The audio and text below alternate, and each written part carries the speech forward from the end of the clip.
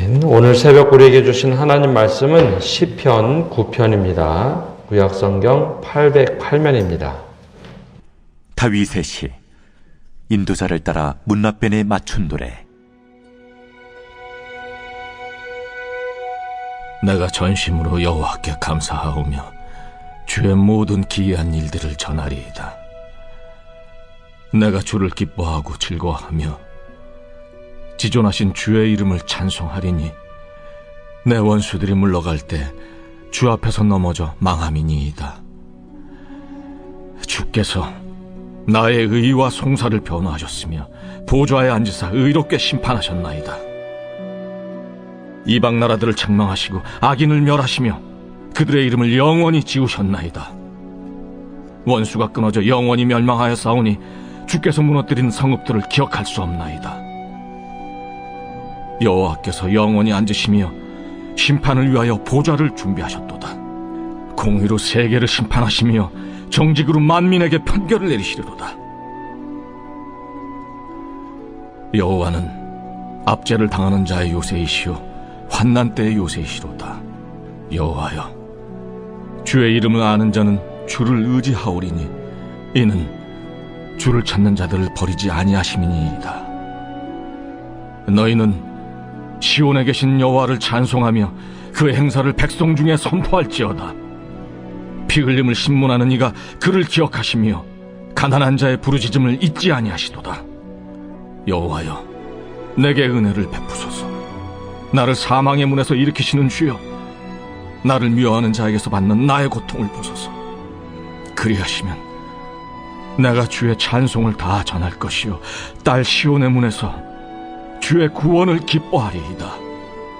이방 나라들은 자기가 판 웅덩이에 빠지며 자기가 숨긴 그물에 자기 발이 걸렸도다. 여호와께서 자기를 알게 하사 심판을 행하셨으며 악인은 자기가 손으로 행한 일에 스스로 얽혔도다. 악인들이 스올로 돌아가며 하나님을 잊어버린 모든 이방 나라들이 그리하리로다. 궁핍한 자가 항상 잊어버림을 당하지 아니하며 가난한 자들이 영원히 실망하지 아니하리로다. 여호와여, 일어나사 인생으로 승리를 얻지 못하게 하시며 이방 나라들이 주 앞에서 심판을 받게 하소서.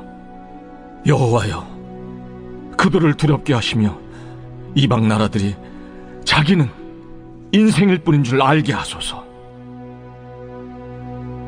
오늘 이 새벽에도 하나님의 은혜와 축복이 넘치기를 간절히 바랍니다. 시편 9편과 시편은 본디 하나로 되어 있는 시입니다. 9편은 개인적인 감사의 시로, 시편은 개인적인 탄식시로 불려집니다. 이 감사와 탄식, 이 정반대인 것처럼 보이지만 신앙 안에서는 동전의 양면과 같습니다. 지금 내 주변에서 일어나는 일들, 또 내가 다 이해할 수 없는 상황들, 그 암울한 현실이 펼쳐지는데 그 속에서 하나님께서 일하시면 내 마음의 평강이 깃들 수 있습니다. 하나님께서 역사하시면 내가 살 수 있겠습니다 하면서 하나님을 향한 감사의 마음을 갖는 것, 즉 현실에는 변함이 없는 것 같지만 이 현실 속에서 하나님께서 주신 마음으로 어떻게 바라보며 해석하느냐, 그것을 통해 우리가 믿음을 이야기할 수 있습니다. 즉 감사의 고백을 할 수 있는 거죠. 평안을 주시면 그 속에서도 감사할 수 있는 것, 이것이 바로 믿음의 삶입니다. 탄식이라는 것은 단지 푸념하는 것을 이야기하는 것이 아니라 주님, 내가 이러지도 못하고 저러지도 못하는 아주 진퇴양난에 빠졌습니다.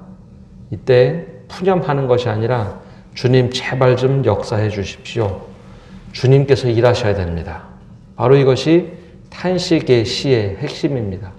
따라서 이 마음, 어떤 상황을 믿음의 눈으로 어떻게 바라보느냐, 그건 때로는 감사의 고백이 나올 수도 있고 하나님 일하시옵소서 하면서 탄식의 기도를 할 수 있는 것, 이거 상황을 바라보는 동전의 양면성과 같은 신앙의 모습이죠. 오늘 이 시편 9편은 감사의 고백들이 나옵니다. 근데 이 감사의 고백, 찬양의 고백이 나오는데 모든 상황이 풀려진 것은 아닙니다. 여전히 힘든 상황이지만 계속해서 이 시편 기자는 찬양과 감사를 고백하고 있습니다. 우리 말로는 표현이 되진 않지만 이 시편을 보고 부편과 시편을 보고 알파벳 실화라고 얘기합니다. 히브리어는 알렙베트김에서 히브리어 나름대로 이 알파벳 순서가 있는데 두 절씩 해서 처음에는 내가라고 우리말로는 내가라고 시작하지만 이 히브리어 알파벳 A와 같은 단어 알렙으로 시작합니다. 그리고 3절은 알렙페트 이렇게 해서 두 번째 히브리어로 시작됩니다. 네, 그것은 우리말로 번역하면서 다 사라졌지만 이 시편이 나름대로 그런 질서를 가지고 되어 있습니다.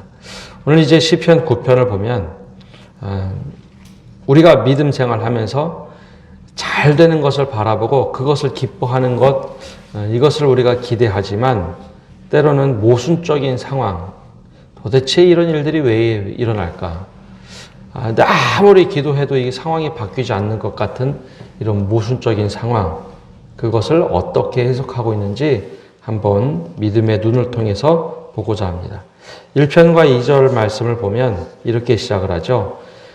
내가 전심으로 여호와께 감사하오며 주의 모든 기이한 일들을 전하리이다. 내가 주를 기뻐하고 즐거워하며 지존하신 주의 이름을 찬송하리니. 1편과 1절과 2절 말씀만 보면 이 시편 기자가 하나님을 찬양하는데 전심을 다하는 것 같습니다. 지금 주님께서 하신 일들, 모든 기이한 일들을 내가 세상에 전하겠습니다. 이 1절과 2절만 보면 정말 하나님이 나에게 큰 일을 행하는구나. 내가 원하는 대로 하나님께서 다 일하시는구나 라고 보여집니다.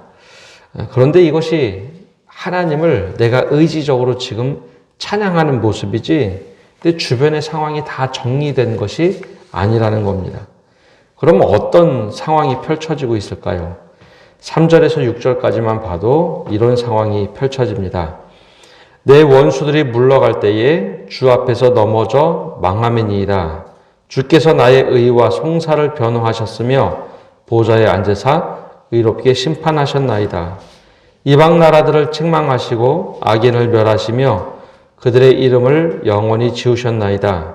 원수가 끊어져 영원히 멸망하여 싸우니 주께서 무너뜨린 성읍들을 기억할 수 없나이다. 마치 과거처럼 다 쓰여졌는데 주님께서 이미 일하셔서 원수들을 다 물리쳐 주시고 또 주님께서 내 직접 변호사가 되셔서 심판자가 되셔서 의롭게 이방인들을 다 심판하시고 그들을 멸망시키시고 아예 그 이름조차 기억나지 않게 하셨습니다. 그래서 내가 찬양합니다 라고 고백하는 것처럼 보이지만 이거는 히브리인들, 즉 이스라엘 백성들의 시간관념이 아주 독특한 관점입니다. 하나님께서 과거에 일하셨으면 지금도 똑같이 일하실 것이고 앞으로도 나에게 동일하게 일하실 것이다 라는 고백입니다. 그래서 이걸 돌려 말하면 지금도 원수들이 내 주변에 서 있다는 겁니다. 그리고 끊임없이 나를 송사하는 이들이 있고 이방 나라들이 끊임없이 우리를 공격하고 있고 악인들이 우리 주변에 둘러서 있고 그리고 우리를 공격하는 성들이 여전히 있다라는 겁니다. 과거에 주님께서 우리에게 행하신 일들 지금도 행하실 것이고 앞으로도 행하실 것이니 내가 지금 현실의 눈은 그들이 여전히 있지만 믿음의 눈으로 바라보고 주님께서 이렇게 하실 겁니다 라는 고백하는 것이 이 시편의 특징입니다. 그렇게 보면 여전히 그 상황이 바뀌지 않는다는 것이죠.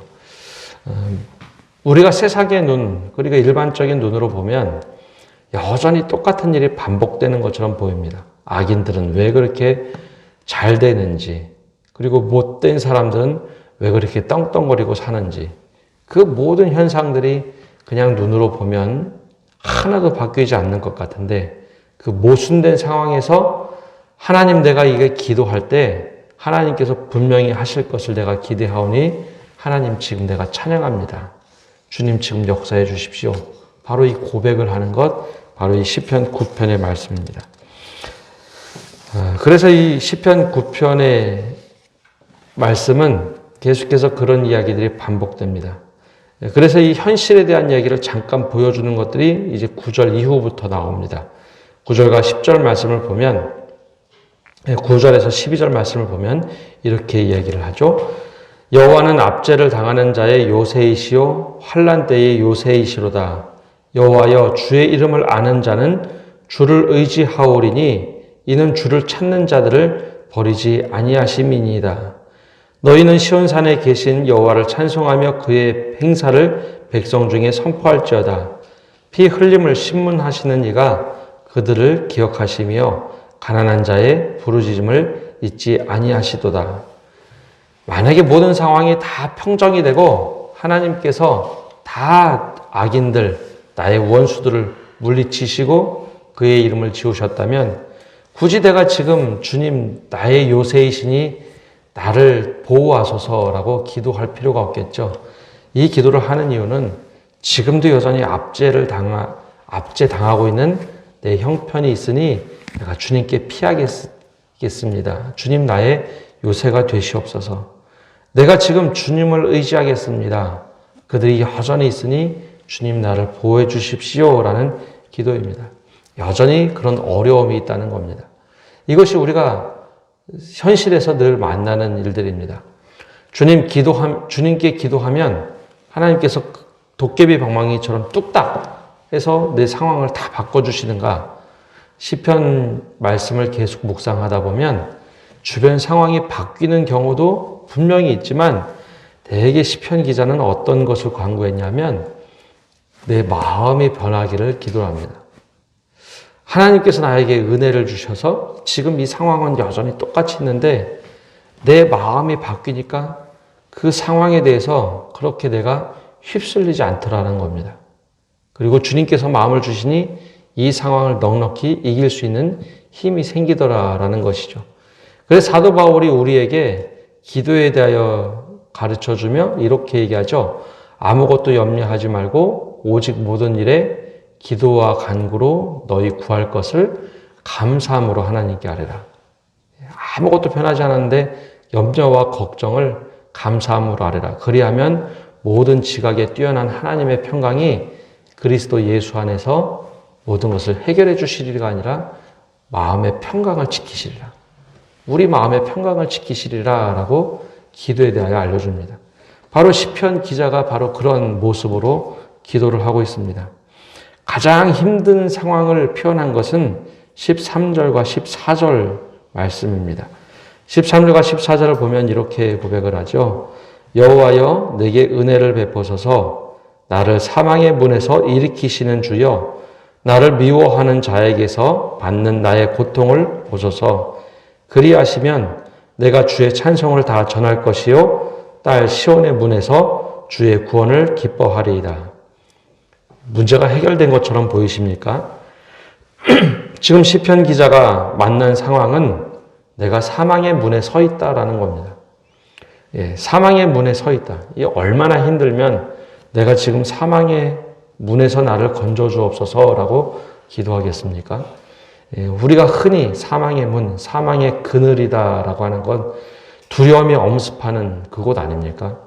내가 이러지도 못하고 저러지도 못하다 보니 너무 속상해서 죽음의 그림자가 내 앞에 온 것처럼 두렵다라는 고백입니다.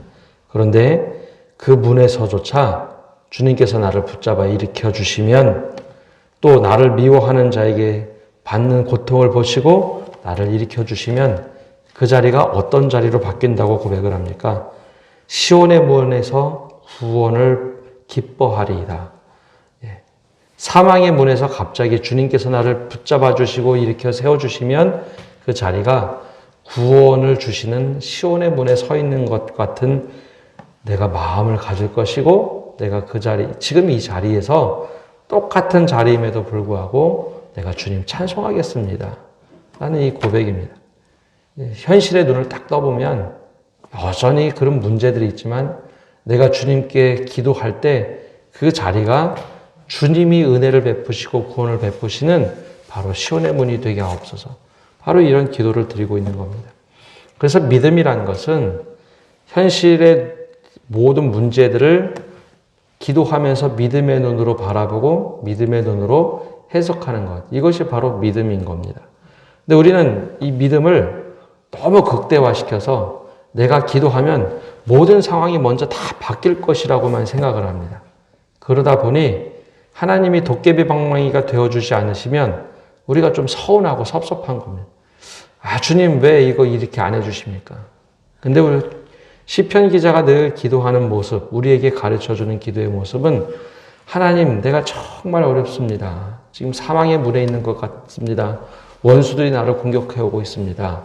이럴 때 내가 주님을 찬송합니다. 라고 하는 것은 내 마음이 먼저 변화가 돼서 하나님께 의지하고 있는 모습을 이야기합니다. 그러다 보니 이 현실은 똑같은 것 같은데 내 마음이 바뀌고 하나님이 일하시는 역사의 손길이 다르더라라고 느끼는 겁니다.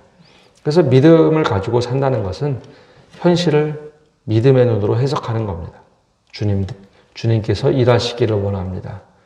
내가 지금 이 상황 너무 힘들지만 주님께서 일하시면 내가 이를 극복할 수 있겠습니다. 그리고 나서 그 모든 일들이 이루어지면 오늘 말씀 1절처럼 여호와께 감사하며 주의 모든 기이한 일들을 내가 전하며 살겠습니다. 바로 이 고백의 시가 지금 당장 이루어진 것이 아니라 그 모든 일을 그렇게 내가 주님께 다 의지하고 믿음으로 해석한 것처럼 내 마음을 지켜주시고 이루어주시면 내가 그 고백을 하며 살겠습니다. 바로 이것이 믿음으로 살아가는 겁니다. 그래서 오늘 이 감사의 기도를 하는 19절과 20절 말씀 마지막으로 보면 이렇게 마무리를 하죠. 여호와여 일어나사 인생으로 승리를 얻지 못하게 하시며 이방 나라들이 주 앞에서 심판을 받게 하소서. 여호와여 그들을 두렵게 하시며 이방 나라들이 자기는 인생뿐인 줄 알게 하소서. 셀라. 이 시편 기자가 고백하는 것은 개인의 문제도 있었지만 이스라엘과 이방 나라들의, 즉 이방 나라들이 이스라엘을 압제하는 모습을 고백하며 기도하고 있는 겁니다.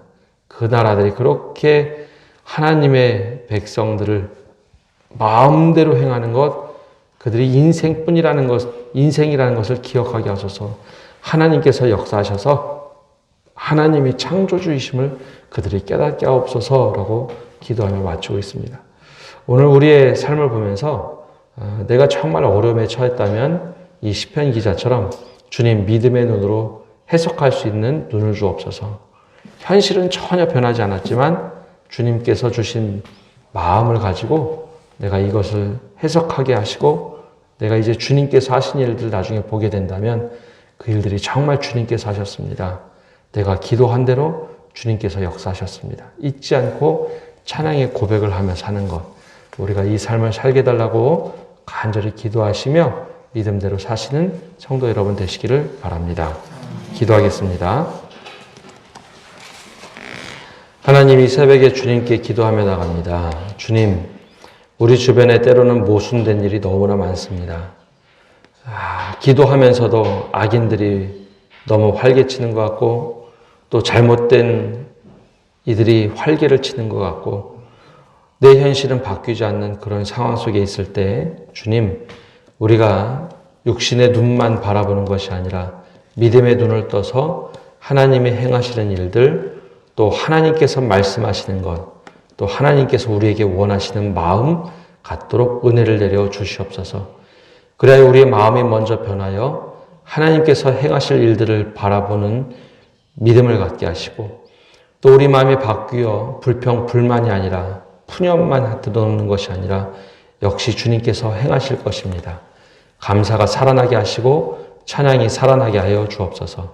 시편 기자가 죽음의 문 앞에 서서 어찌할 바를 모르면서도 하나님께 찬양하며 나가는 모습, 그 모습이 우리의 모습이 되게 하여 주옵소서.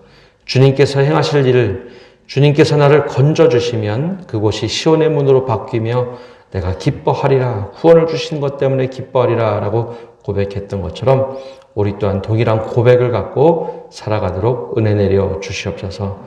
요즘 참 위기의 시대입니다.